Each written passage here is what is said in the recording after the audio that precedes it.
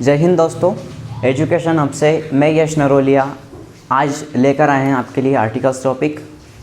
तो articles topic discuss करेंगे हम। क्या होता है आर्टिकल्स, कितने प्रकार के होते हैं, किस तरह इसका यूजेस करते हैं हम इंग्लिश ग्रामर में। क्योंकि आर्टिकल्स टॉपिक ऐसा टॉपिक है जो वेरी इंपॉर्टेंट रोल प्ले करता है हर जगह। अपन 9th ले लो, 10th ले लो या अपना कॉम्पिटिटिव एग्ज़ाम्स ले लो, हर जगह आर्टिकल्स का यूजेस होता है। तो आइए हम आर्टिकल्स को समझते हैं कि क्या होते हैं articles. There are two kinds of article दो प्रकार के होते हैं। फर्स्टली होता है हमारा इंडेफिनेट आर्टिकल्स एंड सेकंड होता है डेफिनेट आर्टिकल्स। डेफिनेट में अपना आता है द और इंडेफिनेट में आता है ए और एन। अब ए और एन इंडेफिनेट में ही क्यों आता है और डेफिनेट में द क्यों आता है, ये समझेंगे हम सबसे पहले तो। बिकॉज क्योंकि ए का मतलब भी एक ही निकलता है और एन का मतलब भी एक ही निकलता है। इन दोनों का यूजेस एक ही होता है। और हम इंडेफिनेट आर्टिकल्स को काउंटेबल नाउन्स के साथ यूज़ करते हैं ऑलवेज। अब काउंटेबल नाउन्स ये बहुत अच्छे से सबको पता है। काउंटेबल नाउन्स क्या होती है, जिसको हम काउंट कर सकते हैं वो काउंटेबल नाउन हो जाती है। अब हमने सुना भी है और मैक्सिमम टाइम पे पढ़ा भी होगा सभी लोगों ने कि जब इंग्लिश के जो वोवेल्स होते हैं ए ई आई ओ यू, मैं यहाँ पर लिख देता हूँ ए ई आई ओ यू, ये 5 वोवेल्स के पहले हम एन का यूज़ करते हैं। लेकिन मैं कुछ आपको डिफरेंट तरीके से पढ़ाना चाहता हूँ। तो हम देखते हैं क्या uses of an articles indefinite में जो आता है उसको किस तरह अच्छे से समझा जाए कि हम कभी भूलें ना इसको। तो देखते हैं अभी, जब किसी शब्द का उच्चारण हिंदी के वोवेल से होता है, that means when a word pronunciation begins with the Hindi's vowel, उस शब्द के पहले आर्टिकल एन का यूज़ करते हैं। अब आर्टिकल एन का यूज़ करते हैं, हिंदी के वोवेल्स क्या होते हैं ये सभी को पता है क्योंकि हम बचपन से पढ़ते आ रहे हैं। तो मैं यहाँ पे थोड़ा सा ब्रीफली इंट्रोड्यूस कर देता हूँ उसको। आ से लेकर आ तक ये हमारे क्या हो गए, हिंदी के वोवेल हो गए। अब देखते हैं हम इसके एग्जांपल्स कि किस तरह इसको यूज़ करते हैं। बहुत ही आसानी से इस चीज़ को हम समझेंगे अभी। जैसे ऑनियन लिखा है, तो देखिए ऑनियन में हम क्या करते हैं, हिंदी का प्रोनाउंसिएशन देखते हैं, ओ ऑनियन। तो ये हिंदी का क्या हो गया, हमारा वोवेल हो गया। यदि ये हमारा हिंदी का वोवेल हो गया तो हमारी डेफिनेशन खुद बोल रही है कि जब किसी शब्द का उच्चारण वोवेल से होगा और वो भी हिंदी के, देखिए दोस्तों ये हिंदी के वोवेल्स पे आप ज़्यादा ध्यान दीजिए, क्योंकि क्या होगा कि जब हिंदी के वोवेल आप देखेंगे तो इसमें डाउट्स क्लियर हो जाएंगे। हिंदी का वोवेल आया तो हमने क्या किया, इसमें हम एन लगा देंगे, एन ऑनियन, ठीक है। इसी तरह हम अगला एग्जाम्पल देखते हैं। तो अगले एग्जाम्पल में लिखा है ईयर। अब हम इसको ईयर ही बोलेंगे, तो ईयर में ऐसे हम ईयर लिखते हैं, तो ई हमारा हिंदी का क्या हो गया, वोवेल हो गया। अब ये वोवेल हो गया तो इसके पहले भी एन आ जाएगा। ऐसे बहुत सारे एग्जाम्पल्स हो सकते हैं, बहुत सारे हज़ारों एग्जाम्पल्स हो सकते हैं। हम प्रैक्टिस करेंगे, जितना हम प्रैक्टिस करेंगे उतना ज़्यादा हम सीखेंगे, because practice max man perfect. तो आइए देखते हैं और आगे। अब हम देखेंगे कि यहाँ पर अगर प्रोनाउंसिएशन की बात की जाती है तो दैट्स कॉल्ड ऑनेस्ट।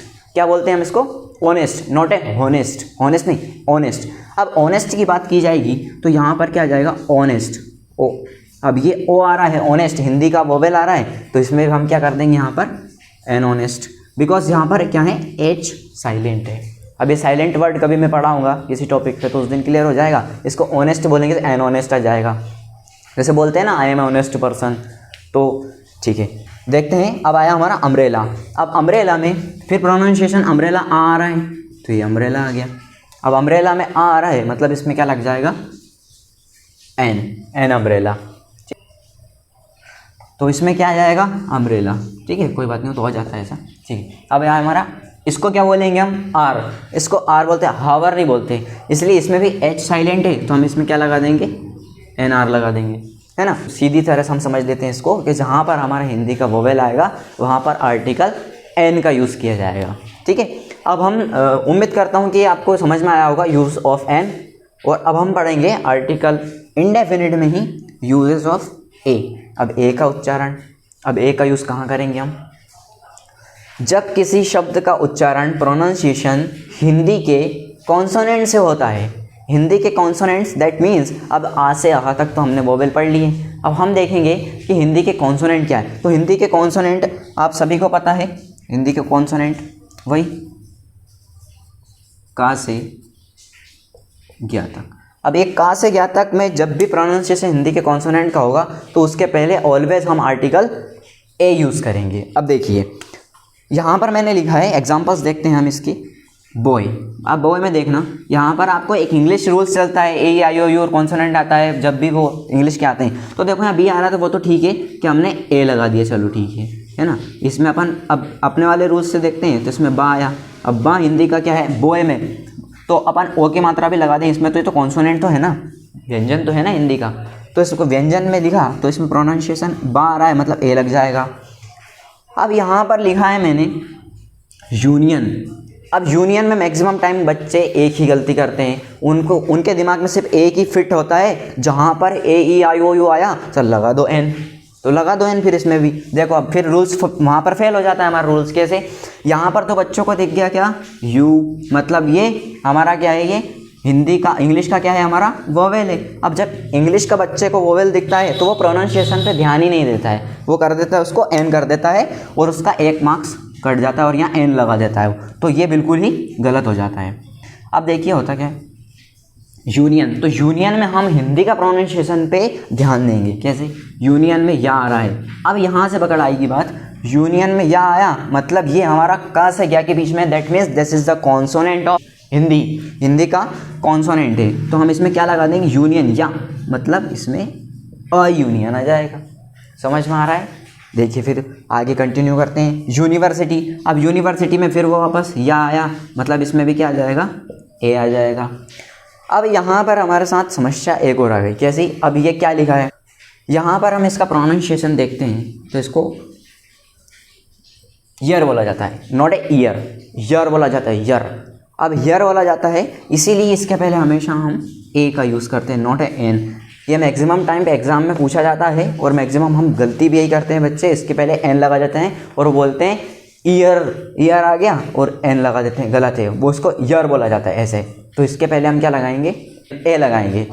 तो उम्मीद करता हूँ मैं कि आपको शायद ये टॉपिक अच्छे से समझ में आया होगा, और अगर समझ में ना भी आया हो तो इस वीडियो को पॉज करके दोबारा देखें, 2 बार 3 बार देखें तो काफ़ी अच्छे से समझ में आएगा आपको। क्योंकि क्या होता है कि जब हम किसी चीज़ को फर्स्टली पढ़ते हैं, तो एक बार पढ़ते हैं तो एक बार में तो समझ में अच्छे से नहीं आता है, दोबारा देखेंगे तो और अच्छे से समझ में आएगा, आपके डाउट्स क्लियर हो जाएंगे।